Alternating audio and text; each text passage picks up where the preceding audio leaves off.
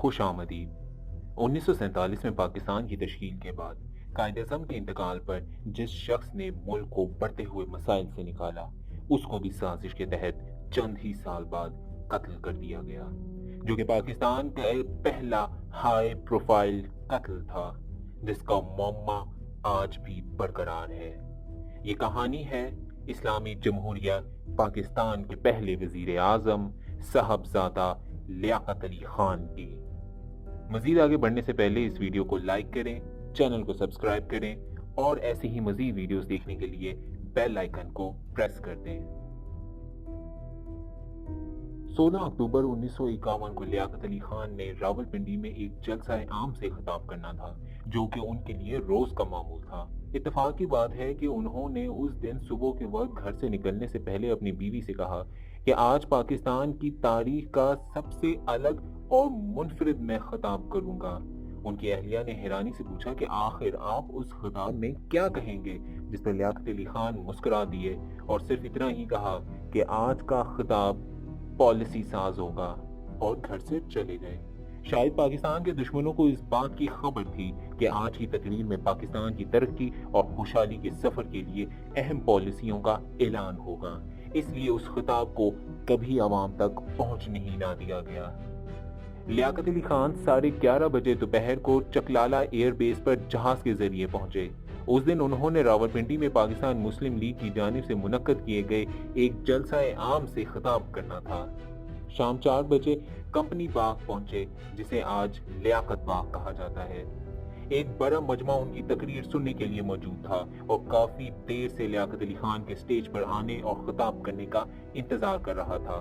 لیاقت علی خان نے آج کی خطاب کے لیے خصوصی ہدایت کی تھی کہ سٹیج پر صرف ایک کرسی ہوگی جس پر وہ بیٹھیں گے اور ان کے ساتھ سٹیج پر کوئی اور نہیں بیٹھے گا، اور تقریر کا ڈائس بھی ان کی خواہش کے مطابق بنایا گیا تھا، اور ان کی خصوصی ہدایت تھی کہ ان کی کرسی اور ڈائس کے اوپر کوئی شامیانہ نہ لگایا جائے۔ اس کی وجہ ان کی عوام میں مقبولیت تھی کہ اکثر انہیں خطوط ملتے تھے کہ سٹیج پر شامیانوں کی وجہ سے لوگ ان کو مکمل طور پر دیکھ نہیں پاتے، اس لیے آج سٹیج کو مکمل طور پر کھلا رکھا گیا۔ تقریب کا آغاز ہوا، سب سے پہلے قرآن کی تلاوت کی گئی، اس کے بعد مسعود صادق نے خطاب کیا جو کہ پاکستان مسلم لیگ کے مقامی صدر تھے۔ اس کے بعد خطاب کے لیے لیاقت علی خان کو مدعو کیا گیا۔ سٹیج پر موجود لیاقت علی خان اپنی کرسی سے اٹھے اور ڈائس پر آ گئے، اور اپنا خطاب شروع کرنے سے پہلے ابھی انہوں نے صرف برادران ملت ہی کہا تھا کہ وہاں پر موجود لوگوں نے گولیاں چلنے کی آواز سنی، اور اس کے ساتھ ہی لوگوں نے وزیر اعظم لیاقت علی خان کو سٹیج پر گرتے ہوئے دیکھا۔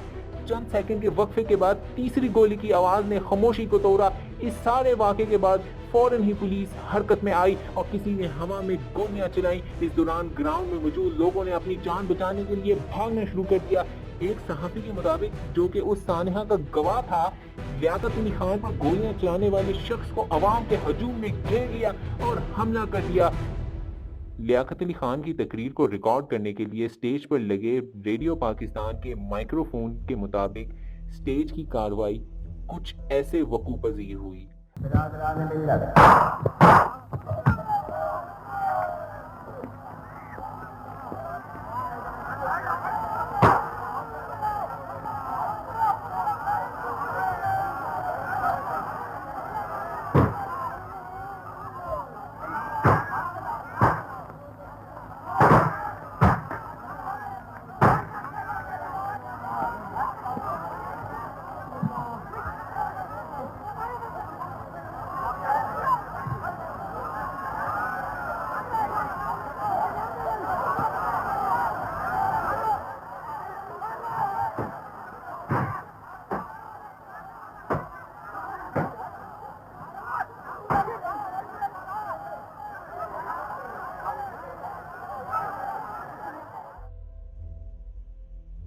لیاقت علی خان کو بے ہوشی کی حالت میں مشتاق احمد گرمانی کی گاڑی میں CMH ہسپتال پہنچایا گیا۔ ہسپتال میں ڈاکٹر کرنل میاں اور ڈاکٹر کرنل سرور نے لیاقت علی خان کا علاج کیا اور فوری طور پر گولیاں نکالی، لیکن گولیاں اپنا کام کر چکی تھیں۔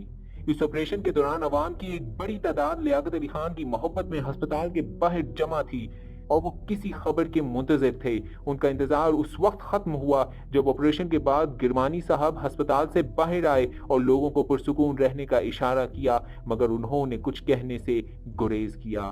لیاقت علی خان کا علاج کرنے والے ڈاکٹر میاں ان کے پیچھے ہی باہر آ گئے اور پرسوز آواز میں لوگوں کو بتایا کہ لیاقت علی خان کی موت واقع ہو چکی ہے۔ ان کی موت 4:50 پر گولیاں لگنے کے چند ہی لمحوں کے بعد ہو چکی تھی۔ ایسوسی ایٹڈ پریس آف پاکستان نے یہ خبر دی کہ لیاقت علی خان کو مارنے والا شخص خاکسار تحریک کا رکن تھا، لیکن بعد میں یہ خبر دبا دی گئی اور نہ ہی کسی حکومتی اہلکار نے اس خبر کی تصدیق کی۔ حکومت پاکستان نے لیاقت علی خان کی شہادت کے بعد جو اعلامیہ جاری کیا، اس میں بتایا گیا کہ لیاقت علی خان کو گولیاں مارنے والا سعد اکبر نامی ایک شخص تھا جو کہ افغانی لیڈر تھا۔ وہ اور اس کا خاندان امان اللہ کا حمایتی تھا۔ امان اللہ افغانستان کا بادشاہ تھا جس نے 1912 سے لے کر 1926 تک افغانستان پر حکومت کی اور اپنے آپ کو برطانیہ سے آزاد کرانے میں اہم کردار ادا کیا۔ امان اللہ کو 1929 میں زبردستی حکومت سے ہٹا دیا گیا۔ سعد اکبر اور اس کے خاندان نے امان اللہ کے حق میں نئی حکومت سے دشمنی مول لی، جس کی وجہ سے اس خاندان کو ملک بدر ہونا پڑا۔ ایسے میں بھارت آگے آیا اور سعد اکبر کے خاندان کو سیاسی پناہ دی اور ان کا وظیفہ بھی مقرر کر دیا۔ سعد اکبر 1947 میں بھارت چلا گیا اور کچھ سالوں بعد پاکستان آ کر ایبٹ آباد میں رہنے لگا۔ اس واقعے کے پیچھے صرف سعد اکبر نہیں تھا۔ ان حقائق کو جاننے کے لیے 1 نومبر 1951 کو حکومت پاکستان نے ایک کمیشن بنایا جس کا سربراہ جسٹس محمد منیر کو مقرر کیا گیا۔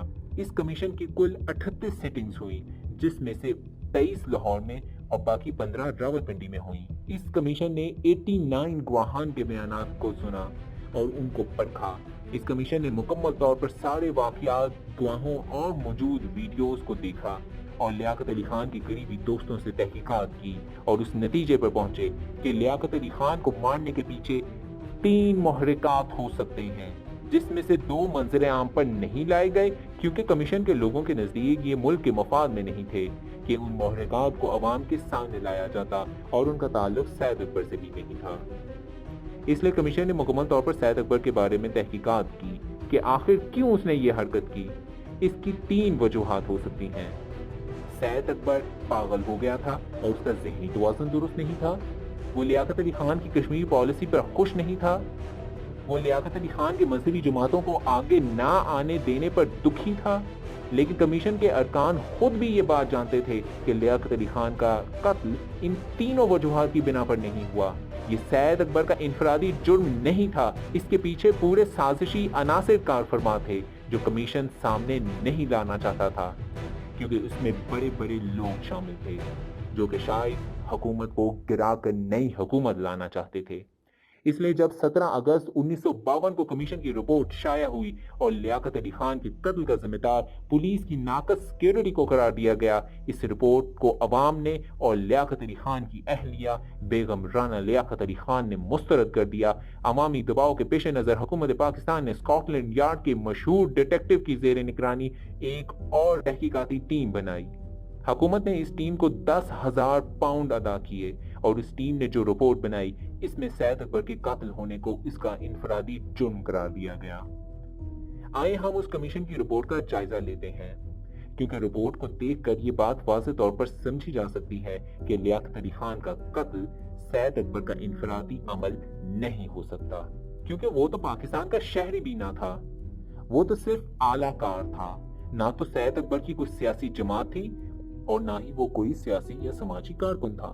لیاقت علی خان کو مارنے کی وجہ سے سعد اکبر تو اپنی جان سے چلا گیا، تو اس لیے یہی کہا جا سکتا ہے کہ جن لوگوں کو لیاقت علی خان کے قتل کا سب سے زیادہ فائدہ ہوا تو یقیناً وہی لیاقت علی خان کے قاتل تھے۔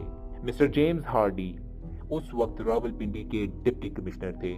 وہ پہلے شخص تھے جو کہ لیاقت علی خان کو گولی لگنے کے بعد سٹیج پر گئے اور لیاقت علی خان کو وہاں سے نکالنے کی کوشش کی۔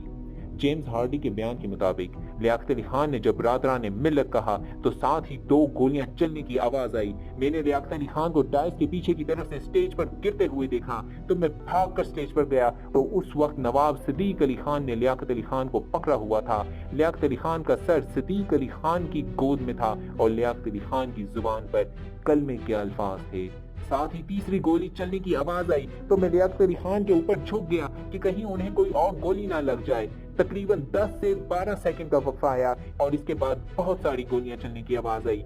मैंने लियाकत अली खान की अचकन के बटन खोले तो अचकन के नीचे पहनी हुई कमीज नजर आई जिस पर खून के निशान नहीं थे। स्टेज पर ही लियाकत अली खान बेहोशी के आलम में चले गए। इसके बाद आगे क्या हुआ, लियाकत अली खान के कत्ल की तहकीकात का क्या अंजाम निकला, ये सब और बहुत कुछ जानने के लिए देखिए इस कहानी का अगला हिस्सा। आपको हमारी वीडियो कैसी लगी? वीडियो पसंद आने की सूरत में वीडियो को लाइक करें, चैनल को सब्सक्राइब करें और नीचे कमेंट्स में अपनी कीमती राय से जरूर आगाह करें। बहुत शुक्रिया।